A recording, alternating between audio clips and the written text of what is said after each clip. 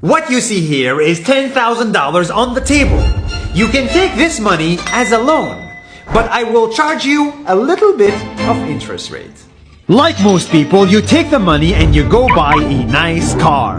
But in 10 years, it's time to pay me back. And because of interest rates, now you owe me $20,000 and not 10. You will say, I don't have money to give you. And if you don't, I take your car and a piece of your house. Damn. This is how debt works. And after 3 years of traveling the world, I noticed that this is exactly what China is doing. For example, take the small island nation of Sri Lanka. This developing country needs money and China has a lot of it. So Sri Lanka took billions of dollars in Chinese loans. It was easy money just there to be taken. And with that, they built skyscrapers, highways, airports, and shipping ports. The country grew and prospered.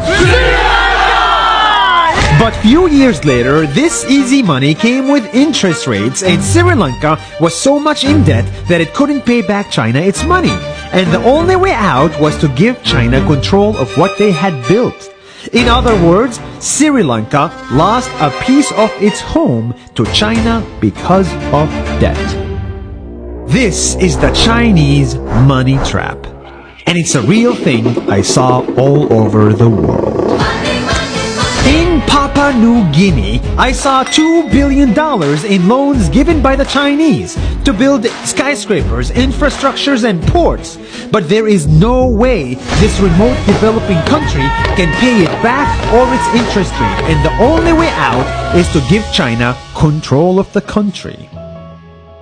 In the Maldives, Pakistan, Malaysia, Laos, Kazakhstan, Mongolia, Egypt, Kenya, and South Africa,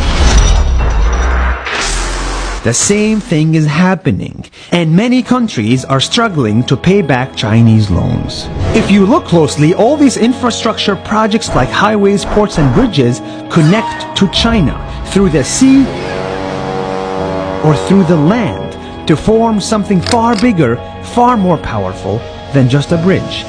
A new Silk Road. The world is already made by China, and I think slowly it will be owned by China.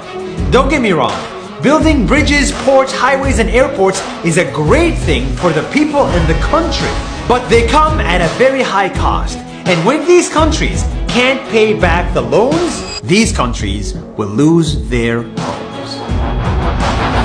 One thing my parents had taught me is that there's no such thing as a free lunch or a free ride. So if we're not careful with our money or other people's money, then we better start learning Chinese. 下周见。